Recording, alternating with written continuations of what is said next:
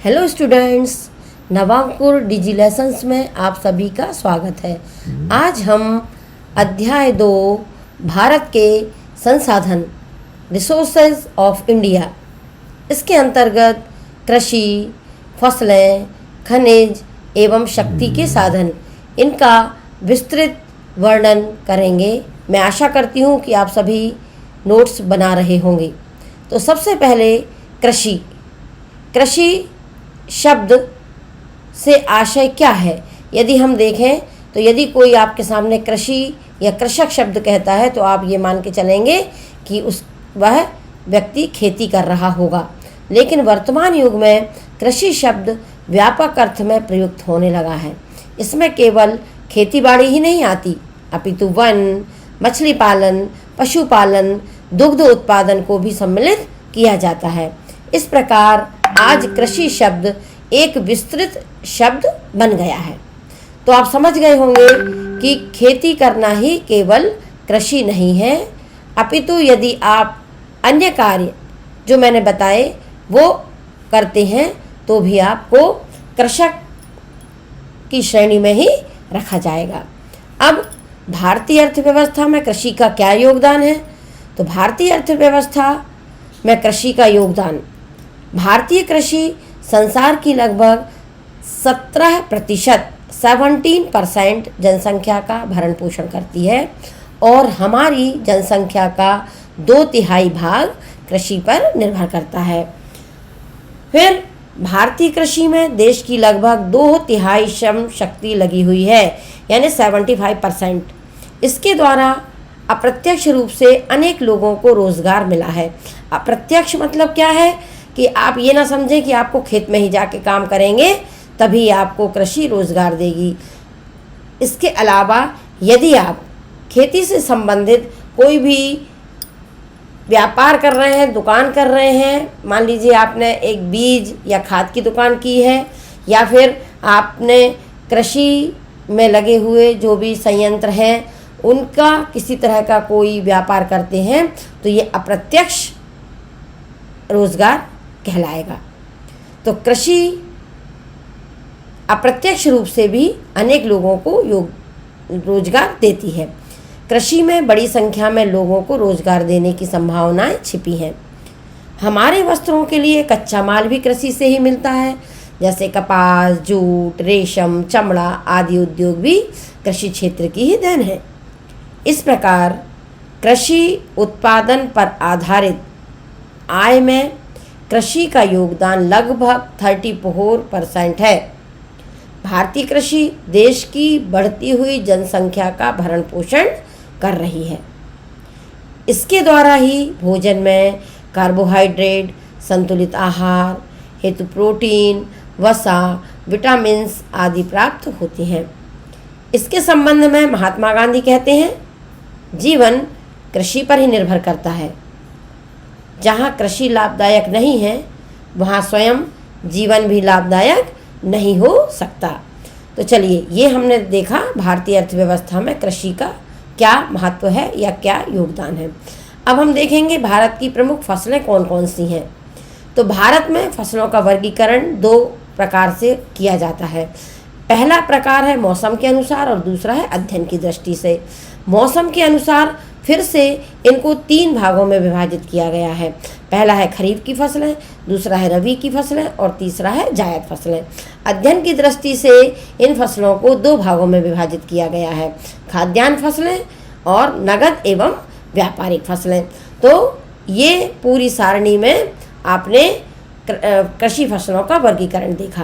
अब खरीफ की फसल, तो खरीफ की फसल किसे कहते हैं? जो फसलें वर्षा ऋतु के आरंभ में बोई जाती हैं और शरद ऋतु तक तैयार हो जाती हैं, वह खरीफ की फसलें कहलाती हैं। इनके अंतर्गत कौन कौन सी फसल आती हैं? ज्वार, चावल, दाल, सोयाबीन, गन्ना, मूंगफली आदि।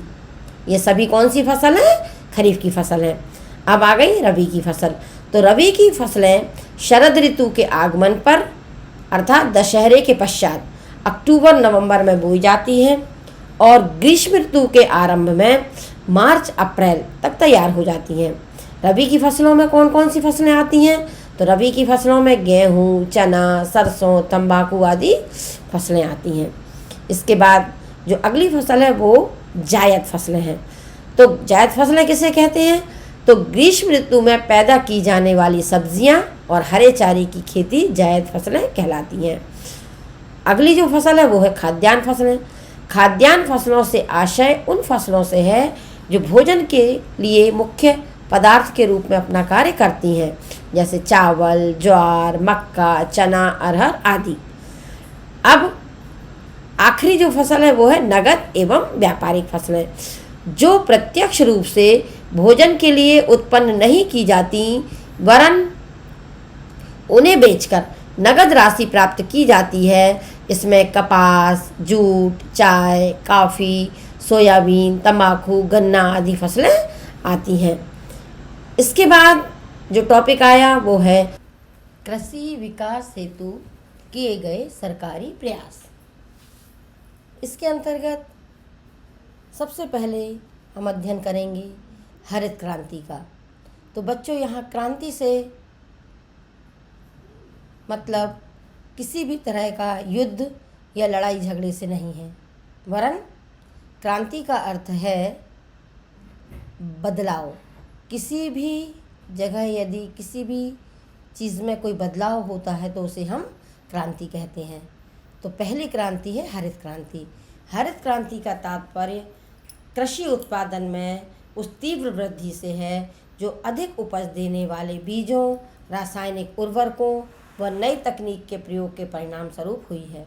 हरित क्रांति से फसलों की उत्पादकता में काफ़ी वृद्धि हुई है। दूसरी जो क्रांति है वो है श्वेत क्रांति। श्वेत यानी सफ़ेद, तो और सफ़ेद क्या होता है? दूध सफ़ेद होता है। तो श्वेत क्रांति का पशुपालन से निकट का संबंध है। इसे ऑपरेशन फ्लड के नाम से भी जाना जाता है। इस क्रांति में सरकार ग्रामीण क्षेत्रों में सहकारी समितियों का गठन कर गांव में दुग्ध उत्पादकों के दूध को एकत्रित करके उसे बेचने का प्रबंध करती है। यह समितियां ऋण देती हैं तथा पशुओं के चिकित्सा की व्यवस्था भी करती हैं। अगली जो क्रांति है वो है पीत क्रांति। खाद्य तेलों और तिलहन फसलों के उत्पादन के क्षेत्र में अनुसंधान और विकास करने की नीति को पीली क्रांति कहते हैं। अगली जो क्रांति है वो है नीली क्रांति, येलो रेवोल्यूशन। देश में मछली उत्पाद में हुई प्रगति को नीली क्रांति कहा जाता है। फिर है गुलाबी क्रांति। शरीर की रोग प्रतिरोधक क्षमता बढ़ाने में प्राकृतिक खनिज एवं विटामिन्स का बहुत महत्वपूर्ण स्थान है। हमारे देश में विविध जलवायु एवं मिट्टी का उपयोग करते हुए उष्ण एवं शीतोष्ण कटिबंधीय फलों की कृषि को विकसित करने पर जोर दिया जाता है और इसे ही गुलाबी क्रांति कहते हैं। इसके बाद आ गया उद्यानिकी विकास कार्यक्रम। तो उद्यानिकी विकास कार्यक्रम के अंतर्गत कौन कौन सी फसलें उगाते हैं? तो इसके अंतर्गत हैं फल, सब्जियां, फूल, मसाले और जड़ी बूटियों का उत्पादन किया जाता है। इसके प्रावधान क्या है? उद्यान की, यदि किसी तरह उद्यान यानी बगीचा, यदि आपको बगीचा स्थापित करना है और उससे किसी भी प्रकार का कोई बिजनेस शुरू करना है तो उसके लिए आपको क्या करना पड़ेगा? तो सबसे पहले बच्चों, इसके लिए हमें कलम बैंक स्थापित करना पड़ेगा। फिर बागवानी फसलों के उत्पादन और उत्पादकता में वृद्धि करना, मिट्टी एवं पत्तियों के परीक्षण हेतु प्रयोगशाला में पौधशाला, पाली हाउस, ग्रीन हाउस की सुविधाएं बढ़ाना, निर्यात के लिए उच्च किस्म की बागवानी फसलों का उत्पादन बढ़ाना, उच्च किस्म के प्रसंस्करण उत्पादों की पैदावार बढ़ाना, विपणन एवं निर्यात के लिए मूलभूत सुविधाओं में वृद्धि करना। तो ये हुए उद्यान की विकास कार्यक्रम के प्रमुख प्रावधान। तो बच्चों, अभी हमने फसल और उद्यान ये दोनों के बारे में अध्ययन किया। अब हम पहुँचेंगे खनिज पर। तो खनिज कहते किसे हैं? तो धरातल के नीचे बहुत गहराई तक खोदकर बहुत से पदार्थ निकाले जाते हैं जिन्हें खनिज पदार्थ कहते हैं। अधिकतर खनिज पदार्थ पुरानी चट्टानों में ही पाए जाते हैं। इनका महत्व क्या है? तो आधुनिक औद्योगिक उन्नति का आधार खनिज पदार्थ ही हैं। कारखानों में लगी मशीनें, पानी पर तैरते जहाज, ऊंची इमारतें, विभिन्न प्रकार के अस्त्र शस्त्र, सिक्के व हमारे उपयोग में आने वाली धातु से बनी सभी वस्तुएं खनिज पदार्थों की ही देन है। देश के औद्योगिक विकास का आधार विभिन्न खनिज पदार्थ ही हैं।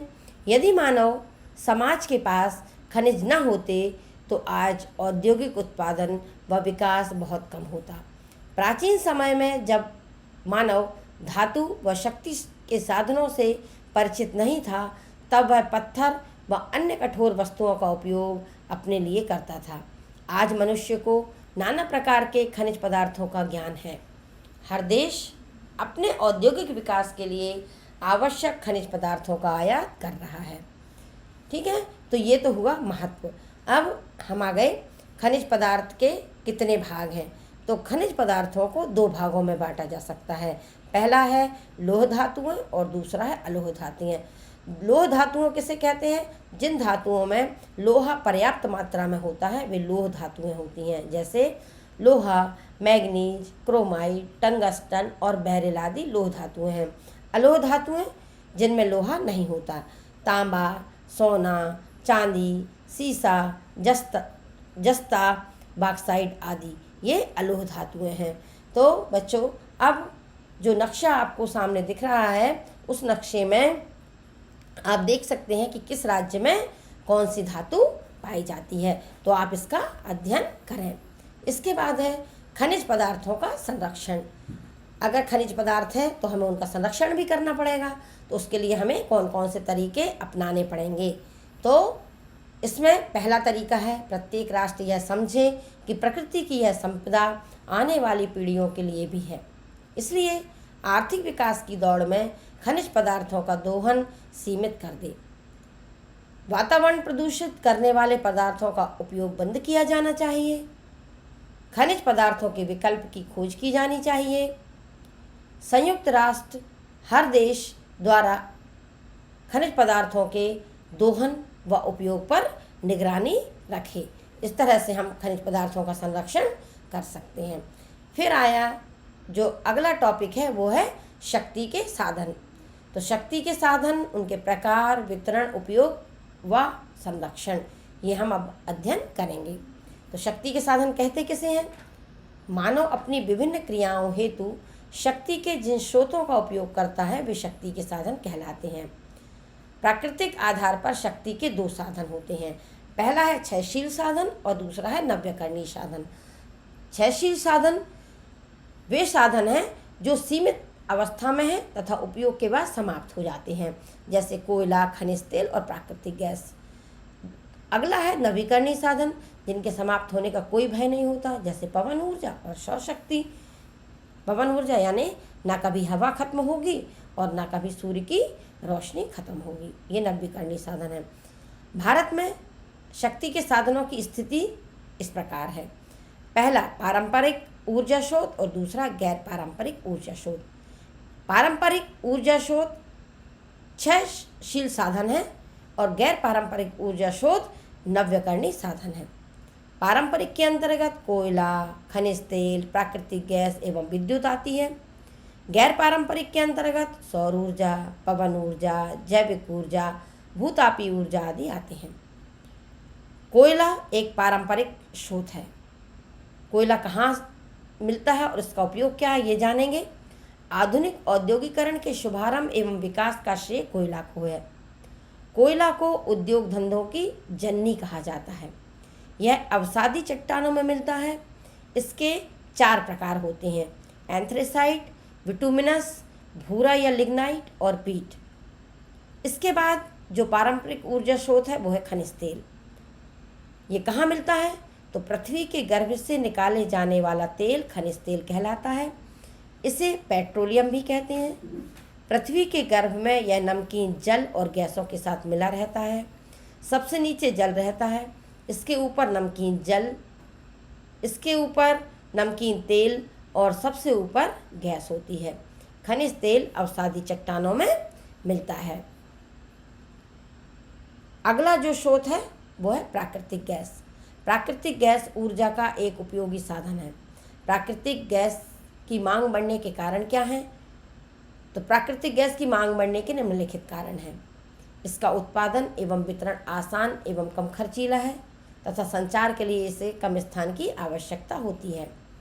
यह पूर्णतः ज्वलनशील एवं गंध रहित और कालिक रहित होती है। घरों को गर्म रखने, भोजन बनाने आदि के लिए उत्तम ईंधन है। उपयोग के बाद इसमें धूल या राख नहीं होती। यह प्राकृतिक रूप में भी ज्वलनशील है। हम सभी के घर में गैस का सिलेंडर है, उसी की ये जानकारी दी जा रही थी। अब आया विद्युत ऊर्जा, इलेक्ट्रिसिटी एनर्जी। अब ऊर्जा के आरंभिक स्रोतों में कोयला, खनिज तेल, प्राकृतिक गैस की तुलना में विद्युत अनेक विशेषताओं के कारण उपयोगी शक्ति संसाधन है। इसमें कम उत्पादन लागत, आसान वितरण सुविधाएं, प्रदूषण रहित होना, आसान प्रयोग, रखरखाव का कार्य इसकी प्रमुख विशेषताएं हैं।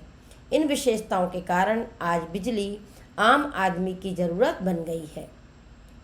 कृषि, उद्योग और परिवहन के साथ घरेलू ऊर्जा के लिए इसकी सर्वाधिक मांग है। इसके मुख्यतः 4 स्रोत हैं: ताप विद्युत, जल विद्युत, आणविक विद्युत, गैस एवं खनिज तेल विद्युत। तो ये हुई विद्युत के बारे में पूरी जानकारी। अब ऊर्जा के गैर परंपरागत स्रोत। तो पहला स्रोत है सोलर एनर्जी यानी सौर ऊर्जा। तो हम सब जानते हैं कि सूर्य से हमें जो ऊर्जा प्राप्त होती है उससे हम कौन कौन से कार्य कर सकते हैं। तो सूर्य के ताप से जो ऊर्जा प्राप्त होती है उसे ही सौर ऊर्जा कहा जाता है।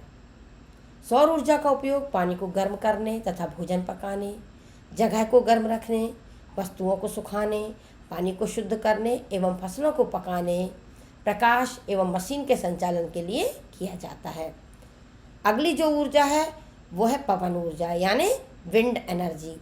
बहती हुई हवा की गति से जो ऊर्जा प्राप्त होती है उसे पवन ऊर्जा कहते हैं। पवन की गति का उपयोग कृषि कार्यों, परिवहन में मनुष्य बहुत पहले से करता आ रहा है। वर्तमान में पवन ऊर्जा का उपयोग पवन चक्कियों के द्वारा भूगर्भ से जल निकालने के लिए भी किया जाता है। अगली जो ऊर्जा है वो है बायोमास ऊर्जा। कृषि, वन, पशु, उद्योग एवं अन्य के अपशिष्टों से जो ऊर्जा प्राप्त करना बायोमास ऊर्जा कहलाता है। बायोमास ऊर्जा गैस एवं विद्युत दोनों रूपों में प्राप्त की जाती है। गैस उत्पादन हेतु गोबर, मनुष्य का मलमूत्र तथा अन्य जैव अवशिष्ट प्रयोग करते हैं। यह गैस सस्ती पड़ती है और इसके जलने से प्रदूषण नहीं होता। इसे बायोगैस कहते हैं। अगली जो ऊर्जा है वो है भूतापीय ऊर्जा। पृथ्वी का आंतरिक भाग गर्म है। भूगर्भ के इस ताप से प्राप्त ऊर्जा भूतापीय ऊर्जा कहलाती है। यह उत्पादन गर्म जल के स्रोतों एवं जलाशयों पर निर्भर करता है। हमारे देश के विभिन्न भागों में इस प्रकार के 340 जलाशय हैं। अब ये शक्ति के साधन का अध्ययन हमने किया, तो शक्ति के साधनों का संरक्षण हम कैसे कर सकते हैं यह देखेंगे। इसका संरक्षण हमने निम्नलिखित उपाय द्वारा कर सकते हैं। नंबर 1, क्षयशील स्रोतों पर आधारित ऊर्जा का उत्पादन सीमित किया जाए। नंबर 2, ऊर्जा के नवीकरणीय स्रोतों का तीव्रता से विकास किया जाए। 3, ऊर्जा संसाधनों का समुचित उपयोग किया जाए तथा इस हेतु जन जागृति को प्राथमिकता दी जाए। 4, प्रदूषण रहित ऊर्जा स्रोतों से ऊर्जा उत्पादन विकसित किया जाए। और लास्ट है, देश में उत्पादित होने वाली ऊर्जा का समुचित वितरण सुनिश्चित हो जिससे ऊर्जा का ह्रास न हो।